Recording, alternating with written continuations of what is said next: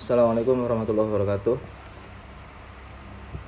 Pada kesempatan kali ini kita akan lanjut lagi membahas kumsol ya, kumpulan soal PAT kelas 7. Oh ya, soal ini Pak Erik ambil dari soal tahun sebelumnya.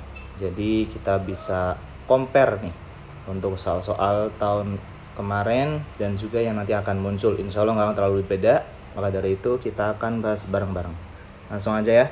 Pak Erik nggak akan bahas semuanya. Pak Erik akan bahas kayak review aja nih, tapi lewatnya soal-soal lewat kumsol ini, jadi lebih enak ya. Kita belajar lewat kumpulan soal. Langsung nomor 1, ini kita masuk ke bab skala dan perbandingan ya, bab awal pas masuk semester 2. Jadi di sini kita sudah tahu, yang diketahui ada skala nih 1:3.500.000 ya. Terus jika jarak dua kotanya 5 cm, nah 5 cm, maka jarak sebenarnya berapa? Nah, ingat kembali nak, kita harus bisa membaca skala. Nah, ada dua cara kemarin ya, dulu itu Pak Erik pernah sampaikan. Cara pertama kita pakai rumus umumnya ya, tapi cara kedua kita bisa pakai juga dengan nalarnya ya. Kita bisa pakai logika berpikir saja. Cara bacanya kan setiap 1 cm ya. Setiap 1 cm pada peta atau gambar mewakili 3.500.000 cm. Nah, untuk jarak sebenarnya gitu ya. Jadi tiap 1 cm pada peta menggambarkan 3.500.000 cm. Pak, boleh nggak Pak diubah jadi kilo? Karena di sini jawabannya di kilo semua. Boleh nggak apa-apa. Kita ubah dulu nih berarti. 3.500.000 cm ke kilo. Itu dia naik 5. Nah, 5 tingkat ya. Jadi kita bagi 100.000. Jadinya gimana Pak? Jadinya berarti ya udah 3.500.000 cm diubah ke dalam kilometer, nolnya dicoret 5. Sret. Nah, jadilah 35 kilo. Ini untuk 1 cm berarti mewakili 35 km. Bagaimana dengan 5 cm mewakili berapa kilo? Ya udah kita kalikan aja. Nah, 1 cm aja mewakili 35 kilo. Terus kalau 5 cm gimana? Ya sama aja. Berarti kita kalikan aja kan. 5 kali 35 kilo. Nah, gini kan. Jadinya berapa tuh? 100 berapa? 75 ya kilometer. Jawabannya yang B. Gitu ya. Ini kalau cara nalar. Pak, kenapa dikalikan 35 kilo? Nah, tadi Pak Erik sudah sampaikan 35 kilo itu untuk 1 cm. Nah, 1 cm nih. Nah, terus kalau 5 cm ya kita kalikan aja. Gitu ya. Oke, kita lanjut lagi nomor 2. Sebuah mobil memerlukan 8 liter. Ini masih perbandingan nih. Clue-nya silakan tulis aja dulu angka yang tertera. Setelah itu baru kita simpulkan. Ini perbandingan apa? Senilai atau berbalik nilai. Sebuah mobil memerlukan 8 liter bensin. Nah, tulis dulu nih 8L, 8 liter untuk 96 km. Nah, terus ternyata mobil tersebut menghabiskan 35 liter. 35 liter. Nah, kita suruh nyari jarak. Nah, gitu ya. Nah, kita coba nih pakai analogi dulu aja. Kamu pakai bensin 8 liter bisa untuk 96 km. Terus semakin banyak nih, ini kan bensinnya kan semakin banyak nih. 35 liter ya, tadi yang 8 ya. Berarti bensinnya bertambah. Menurut kamu nih, dengan bertambahnya bensin atau Pertalite atau Pertamax ya kan? Menurut kamu jarak yang ditempuh semakin bertambah atau berkurang? Pasti bertambah dong, ya kan? Semakin bertambah bensin berarti semakin bertambah pula untuk jarak, maka dari itu ditambah. Nah, masih ingat ya yang Pak Erik sampaikan dulu, ini sama-sama bertambah, polanya sama-sama bertambah, bensinnya bertambah, jaraknya juga bertambah, maka dari itu dia termasuk perbandingan senilai. Nah, berulang lagi, perbandingan senilai. Bagaimana cara nyelesain untuk perbandingan senilai? Ingat, kalau senilai kita kali silang doang. Nah, tapi kalau pingin gampangnya nulis ulang aja nih. Urutannya sama, Parik pakai warna merah. Nah, nih, kasih per, seper, sama dengan. Nah, atau ditulis ulang di bawahnya 8/35 sama dengan 96 per X. Setelah itu baru kita kali silang, gitu ya. Urutannya sama, setelah itu kali silang. Ingat, ini untuk yang senilai. Tarik lanjut lagi, berarti di sini 8 kalikan X. Saya tarik pakai yang variabel dulu ya. 8X sama dengan 96 kali 35. Berarti X-nya sama dengan, nah ini 8 kali X sama dengan 96 kali 35. Berarti X-nya 96 kali 35 bagi 8 gitu ya. Nah, setelah bagi 8 berarti ya udah kita bagi-bagi aja dulu nih. 96 dibagi 8 12 ya. 12 benar, 12. Nah, terus berarti tinggal 12 kali 35. Nah, ini hasilnya berarti 12 kali 35 sama dengan 420 ya. 420 gitu ya. Ini nomor 2 nih. Ingat lagi, ini perbandingan senilai. Nah, lanjut. Nomor 3. Seorang peternak mempunyai persediaan. Nah, ini sama nih ya. Kita akan coba nih. Ini senilai atau berbalik nilai nih. Tulis dulu lagi. 25 ekor sapi. Berarti 25 ekor. Nah, pakai E aja ya. 25 ekor. Itu persediaan makanan habis selama 12 hari. Nah, peternak itu membeli berapa ekor sapi. Nah, terus dia beli lagi nih. Ya, beli lagi nih sapinya. Tapi kita nggak ngerti, makanya Pak Erik kasih X. Nah, habis dalam waktu 10 hari. Wah, ini semakin cepat ya habisnya ya. Berarti kita sudah tahu nih, persediaan makanan yang tadinya habis untuk 12 hari untuk 25 ekor sapi, ternyata akan langsung habis nih. Nah, nih cepat habis ya, ini berarti berkurang. Nah, akan cepat habis. Logikanya, bagaimana persediaan makanan itu cepat habis? Berarti apa? Yang makan pun sapinya akan lebih banyak pasti ya kan? Semakin banyak sapi, semakin cepat habis makanan, bener gak? Gitu ya, logikanya ya. Nah, berarti ini X-nya pasti lebih dari 25 atau bertambah. Lihat, kanan kiri. Kanan berkurang, kiri bertambah. Berarti berbalik nilai. Kalau yang atas tadi senilai. Kalau berbalik nilai, nggak usah pakai yang atas, beda lagi kita gini aja, lurusin, tapi pakai perkalian, nggak usah pakai per kayak tadi, nggak usah, tapi gini. Yang atas kali atas sama dengan bawah kali bawah, gitu ya.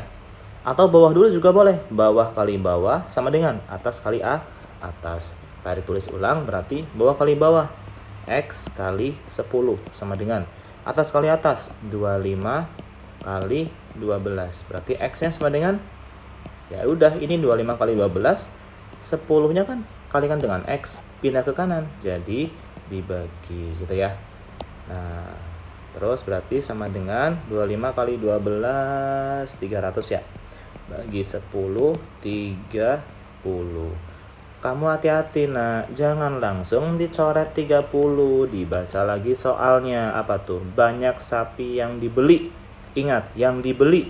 Di situ dia sudah punya 25 ekor sapi. Terus ternyata jadi 30, yang dibeli berarti cuma 5. Jangan terkecoh, hati-hati. Gitu ya. Dibaca soalnya lagi. Nah, lanjut. Nomor 4 nggak usah, 5 nggak usah. Ini masalah derajat-derajat. Nah, nomor 6 nih. Sudut terkecil yang dibentuk jarum jam. Ingat lagi nak, nih Pak Erik mau pakai cara yang umum aja ya. Berarti kalau kita melihat ada jam 3:55, ingat Pak Erik di sini harus mencari 2. Yang pertama apa? Yang pertama sudut jarum menit dulu. Nah, menit kan berapa nih? 55 ya. 55 itu ada di angka berapa kalau jam? 11 ya. 11 tuh. Berarti tulis aja nih. 11 kali 30 derajat. Nah, Pak, 30 derajat dari mana, Pak? Nah, ingat lagi nih. Setiap 5 menit atau dari angka 12 ke 1, 1 ke 2 ke 3 itu besar derajatnya 30 derajat. ya, karena kan 360 dibagi 12 gitu ya. Nah, lanjut. Berarti 11 kali 30. Kenapa 11? Ya, ini kan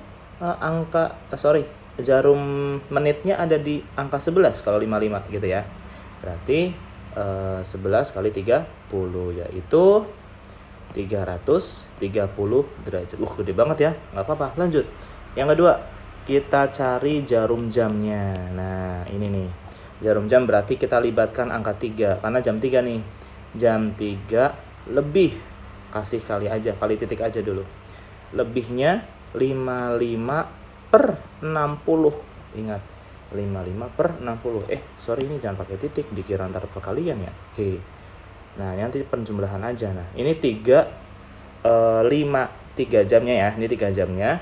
55 itu menitnya per 60. Kenapa 60? Karena dari 60 menit kali, nah di sini nih kalinya nih, kali 30 derajat. Nah, kok 30 derajat, Pak? Iya, karena kan ini kan lebihnya itu dari apa tuh? Dari pergeseran 5 menit doang, atau derajatnya itu 30 derajat yang atas ini ya, sama ya. Nah, jadi 30 dikalikan 30 derajat sama dengan, nah terus kita gimana Pak ngitungnya? Ngitungnya yang 3 kalikan 30 dulu.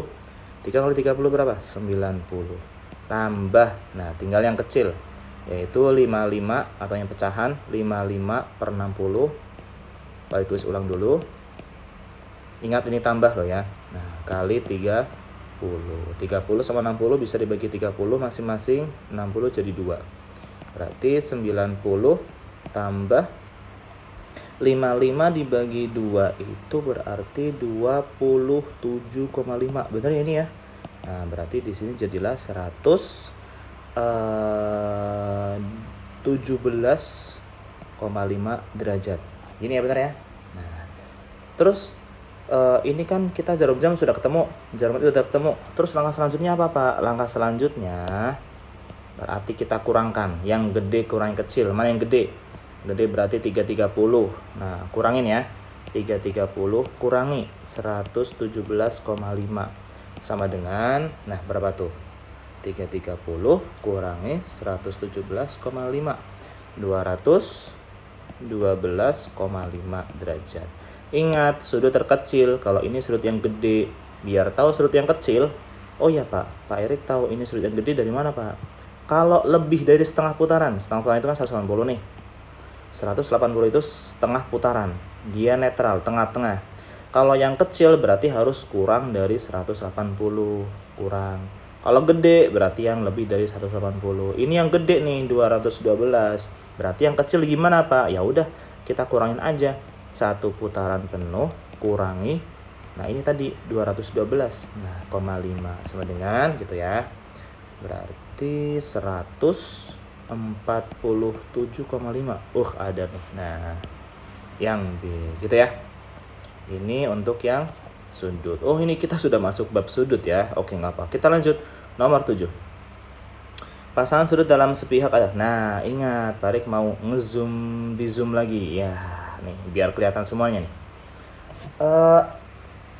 Kita coba ingat kembali mana yang pertama Parik pengen lihat. Sehadap. Nah, ingat kalau kita bicara sehadap berarti kayak kita belajar di Paskibra ya, ikut ekskul siapa tuh. Nah, hadap kanan gerak tuh, hadap kanan semuanya, hadap kiri gerak. Nah, hadap kiri semuanya sama tuh. Berarti yang hadapnya sama, kita lihat dari yang P sama Q dulu nih. Coba nih dari P sama Q dulu nih ya. Siapa yang sama hadapnya? Lihat P1. Nah, nomor 1 sama dengan Q1. Hadapnya sama. Nyerong ke kiri ya kan, atas kiri. Nah, tuh hadapnya ke pojok tuh. Terus P2 dengan Q2 tuh sama juga. P3 dengan Q3 sama juga. Nah, dan seterusnya gitu ya. Ini untuk yang sehadap. Ingat, sehadap. Pada sering menyampaikan bahwasanya MTK itu tidak jauh dari judulnya, tidak jauh dari kalimat judulnya atau judul namanya. Lanjut. Terus ternyata di sini yang diminta dalam sepihak. Nah, ingat lagi, dalam sepihak itu berarti misalnya kita lihat P sama Q dulu ya. Tarik potong dulu nih. P sama Q dulu. Kalau kita bicara dalam, berarti kita bisa ini nih dalam. Karena di dalam atau di antara dua garis sejajar. Tuh garis sejajarnya. Di antara dua garis sejajar berarti yang dalam di sini. Nah, ini ya. Nah, lanjut. Terus mana dalam sepihak, Pak? Yang namanya dalam, udah di dalam. Sepihak pula berarti tidak keluar dari garis potong ini. Nah, berarti yang misalnya Q1 sama P2, P3 dengan Q4. Nah, ini juga dalam sepihak gitu ya. Tinggal kita setelah ini cari nih di antara ABCD. Nah, mana yang dalam sepihak? P4 sama S1. P4 mana P4? P4 oke, sama S1 ini. Udah benar nih. Sip. Dalam sepihak. Nah, kok bisa, Pak? Iya. Ini kan dua garis sejajar, ini dalam. Nah, kan? Udah di dalam, terus dia pihak yang sama. Nah, pihak yang sama. Udah ada benar berarti. Langsung kamu jawab yang A, karena kita nyari yang dalam sepihak. Gitu ya. Ini nomor 7. Kita lanjut nomor 8. Nah, nomor 8 di sini kita masih bahas mengenai sudut. Jelas di sini sudutnya siku-siku. Nih, siku-siku berarti 90 derajat, ingat. Disuruh nyari sudut AOB. AOB, oh ini berapa nih totalnya gitu kan. Nah, yang harus kita cari dulu yaitu X-nya. Kenapa? Karena kita nggak ngerti X-nya berapa. Yang kita tahu cuma dia siku-siku gitu dong ya. Ingat, ada dua sudut. Yang pertama X, yang kedua 3X plus 10. Tambahin aja. X tambah 3X plus 10 sama dengan 90. Nah, kok 90, Pak? Iya, kan siku-siku. Gitu ya. Lanjut. X tambah 3X berarti 4X plus 10 sama dengan 90. Nah, ini 10 kita pindah aja ke kanan nih. Karena kita kan mau nyari X, gitu ya. 4X sama dengan 90-nya tetap 10. 10-nya jadi min 10 nih. 10-nya plus, pindah ke kanan jadi min, gitu ya. Atau kalau misal pakai apa tuh, ini dari sistem keseimbangan loh ya, yang sering Pak Erik sampaikan. Tapi sekarang Pak Erik nyebutnya udah pindah ruas, yang penting udah tahu dulu konsepnya. Lanjut. 4X sama dengan 90 kurangi 10 berarti 80. Nah, 4 kali X sama dengan 80. Berarti X-nya ya kita bagi aja 80 bagi 4 gitu kan? 20. X-nya 20, sudut AOB-nya itu kan berarti 3X plus 10. Ini AOB ini ya. Nah, tulis ulang sama dengan udah X-nya diganti 3 kali X-nya 20. 20 tambah 10. 3 kali 20 60 tambah 10 70. Selesai tuh. Nomor 8. Lanjut nomor 9. Kita cepat aja ya. Jika A2 itu 30, oke, di sini 30 tuh Pak Erik tulisin.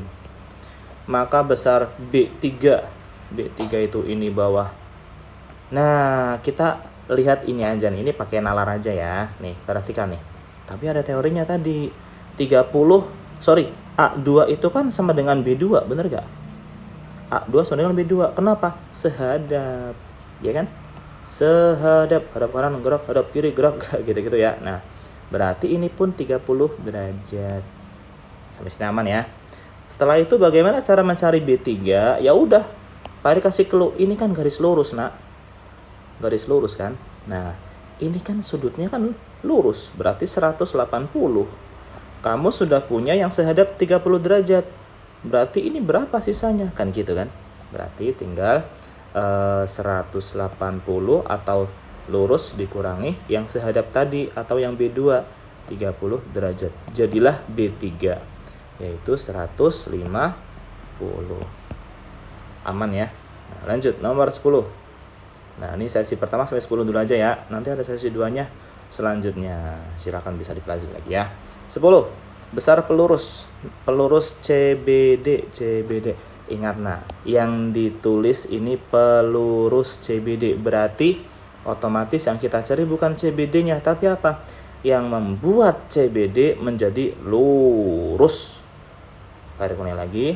Yang kita cari yaitu pelurus CBD. Maka dari itu yang kita cari bukan CBD-nya, tapi yang membuat CBD menjadi lurus. Nah, siapa dia? Berarti yang ABD. Ini yang kita cari. Clue-nya apa, Pak? Di sini sudut lurus. Kalau lurus berarti 180 derajat. Tambahin dulu, kita nyari X-nya biasa. Berarti sudut pertama 14X. Sudut kedua 4X kita tambah. Hasilnya pasti 180. Ini 18x ya, sama dengan 180. X-nya udah bagi aja, kan perkalian. Pindah ke kanan jadi bagi. 180 bagi 18. 10. X-nya ketemu 10, berarti pelurusnya CBD yang tadi 14x. Ini ya tadi ya. Berarti 14 kali 10, 140. Demikian sesi pertamanya. Ya, silakan bisa dilihat-lihat lagi. Untuk yang selanjutnya kalian silakan bisa lihat video nextnya 11 dan seterusnya, tapi nggak semua juga ya. Terima kasih banyak. Assalamualaikum, selamat belajar. Assalamualaikum warahmatullahi wabarakatuh.